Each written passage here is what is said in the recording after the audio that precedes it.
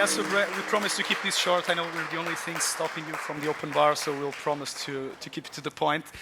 As Andres mentioned, we have here two great panelists. I think no one better to speak about yourself than yourself, so I think like 30 seconds just to share a bit more. Again, you have a bio the size of, an encyclopedia, so maybe you can just share a bit more about yourselves to the audience.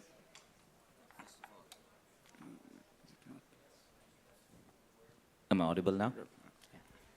Yeah, thanks, and indeed a pleasure to be here and to interact with everyone.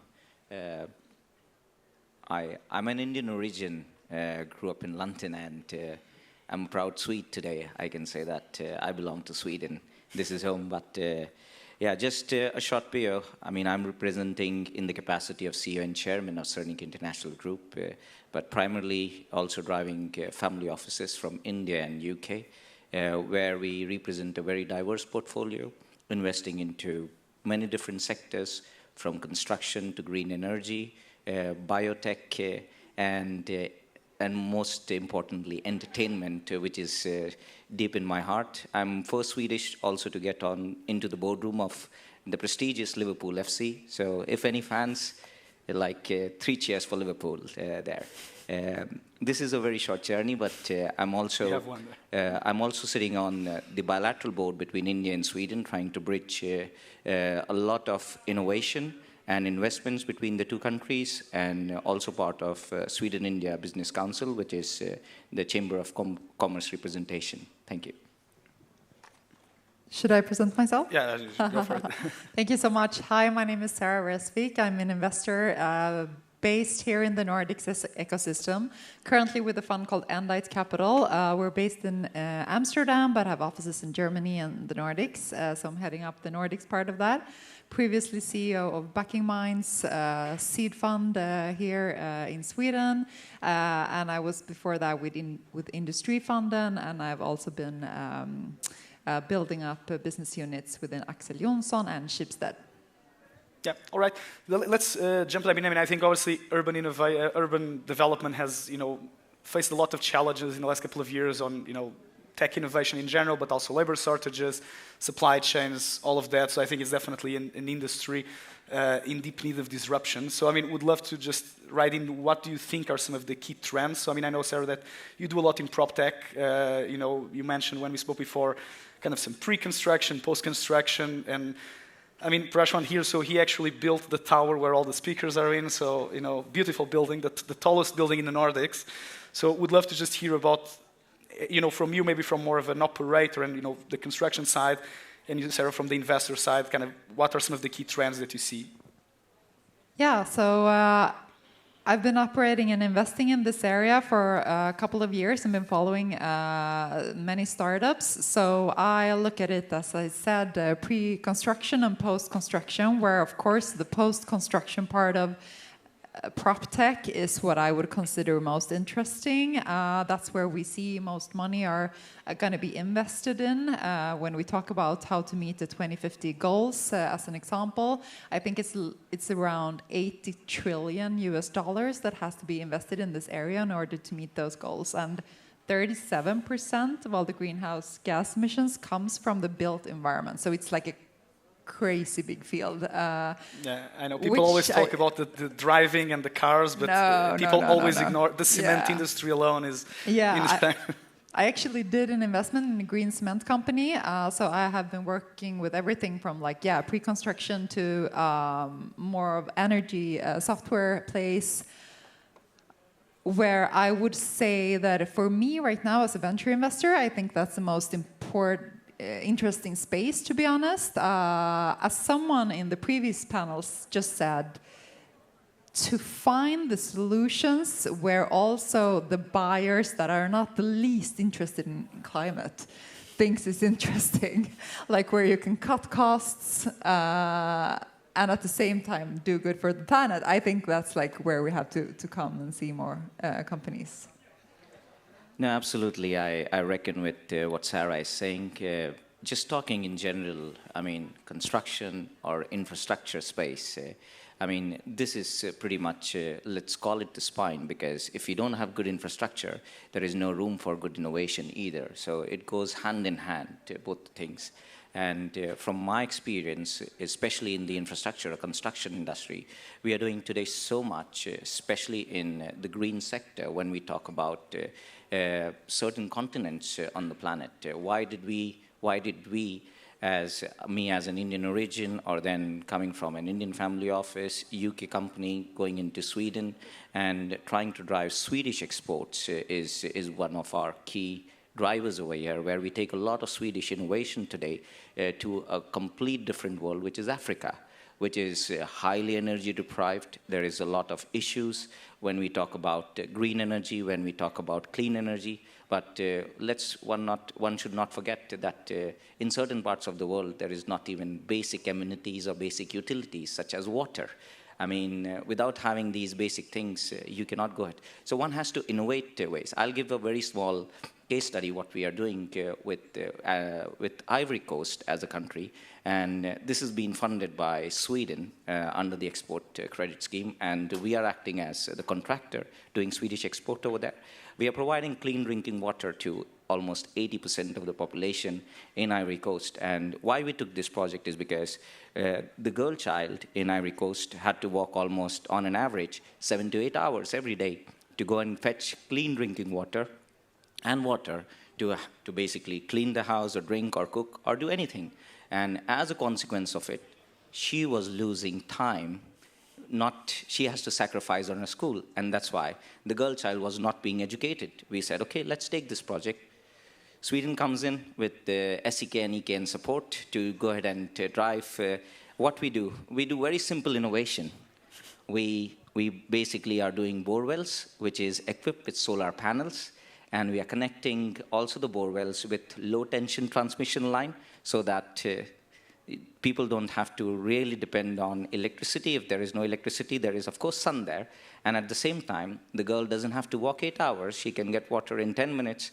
And as an outcome, we are hoping that in future, there will be more educated girls coming there, and which will drive innovation also. But we are using simple innovation by making the same bore well, electricity generating through solar, and connecting it also to the grid. So these are some small things. And then again, talking about innovation where we invest our own. I'm also an engineer, so I've spent almost 7 years in trying to do the math with others in India, where we have developed our own vertical axis windmill.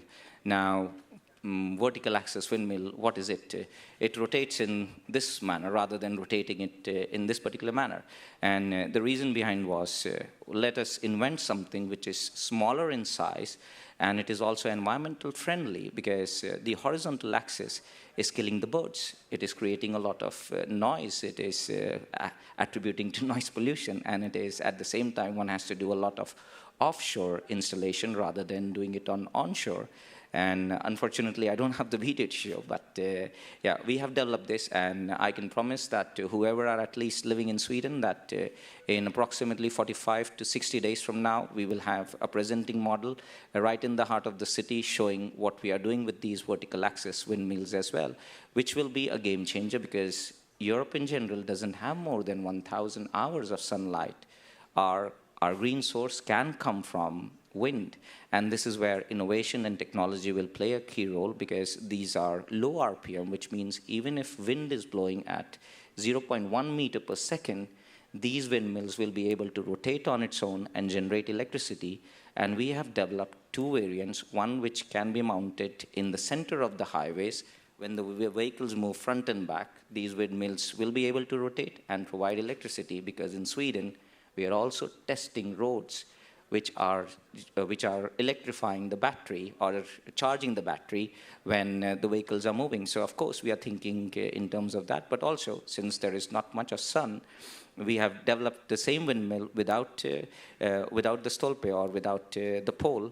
You can mount it on the roof, taking less space than what solar energy would require or solar panels would require to generate 4 times the same amount of electricity. Yeah, I mean, just a quick follow-up on that, because you were mentioning kind of the global, kind of the global spectrum. I mean, because I've heard the two sides of the coin that, some of the developing countries are, we never actually polluted that much because we didn't have kind of a proper industrial revolution. So now it's our time to pollute a lot and to really boost the economy. And I've also seen, like happen in banking, for example, where they just kind of leapfrogged ahead and skipped kind of the whole traditional banking where, it's a population of digital natives. They all do neo-banking on the phones, on those super apps.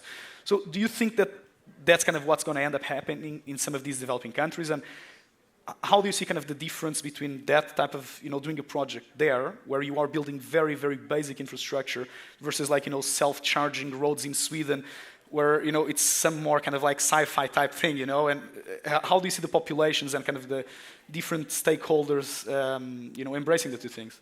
No, absolutely. We talk about two universes. I mean, to put it in simple human terms. One where there is not even electricity, and on the other side we are talking about self-charging vehicles. Banking, you said, banking plays a very important role, especially with the geopolitical scenario, what is happening today. Of course, there was a panel talking about Trump and Trump's impact, but how it would challenge, especially us as European companies, is also going to be a big challenge, because when we try to do basic infrastructure projects on, let's say, we have also delivered in Angola the largest sub-Saharan solar power project, generating more than 500 megawatt of clean energy, which is solar energy. And of course, when we talk that Africa's goal is also going towards the net zero, I mean, this might get an effect because Trump's new policies is kind of, again, reactivating the fossil fuel energy. And here we have challenges because a lot of our funds, when we talk from OECD guideline perspective or any of the sovereign wealths, especially in Europe, we are not allowed to support any kind of projects outside in especially these developing countries, which is using fossil fuel. And this will basically hold us a little back. But I think we should not stop believing in what we started. The dream must go on, and we all should thrive toward that net zero. But yes, banking will play a very key important role, and here we feel that our hands are tied, and as a result of it, we might have to withdraw from certain projects as well and say, okay, well, we will wait for this era to end, and when the era is back, or probably we will keep pushing. And here we might have to take the burden on private investments as well to come into green energy projects or some other projects as well. But here, again, from a global financial perspective, when we start to compete against US Exim might be able to give better grants, would be able to come up with better terms in terms of tied, untied funding, whereas we from Sweden or from, let's say, UK Export Credit or KfW Germany or from Swiss SURF, I mean, we all are complying with IMF and OECD guidelines, following Paris agreements, and so there are a lot of challenges which one has to reflect upon. Yeah. I think one very unfair but very interesting part of the whole climate change is that there are so many, like all the non-developed countries are facing more threats from the climate change when it comes to all the weather, the fire, the storms. And resilience is one part of like the built environment phase of investing that I think is very, very interesting to look at. I think I looked at 3 companies just over the last couple of weeks that did alarm systems for fires. So given what happened in Los Angeles just over the last month, we see that this kind of warning systems is one thing that is getting built up much more. And for countries like, in Asia and Africa that are not as developed and than maybe European ones or Western ones, this is unfortunately super important and something where I think that we can drive this development a lot via tech investments. Yeah, I mean, just again, touching upon that, I mean, I think one issue that I've observed a lot in a lot of these programs is that you have plenty of pilots and, smart city concepts and all of that work, at small scale in a neighborhood or, when I'm in San Francisco, I always just use Waymos and drive around. So what do you think is actually kind of the main challenge in terms of scalability on kind of, a more country-wide base to go from just the pilot to the actual implementation across, and what roles corporates and governments can actually play. And in your case specifically, Sarah, I mean, like, how do you factor this in when looking at a new startup in terms of like the scalability of that specific, build tech, etc. That, how fast can they actually scale and be a truly, kind of, countrywide technology? I mean, there has to be like super efficient and really low priced solutions to this. Otherwise, it will never fly. So that's like you have to find the deep seek of those warning systems, right? That you can build for $6 million dollars instead of like a couple of billions.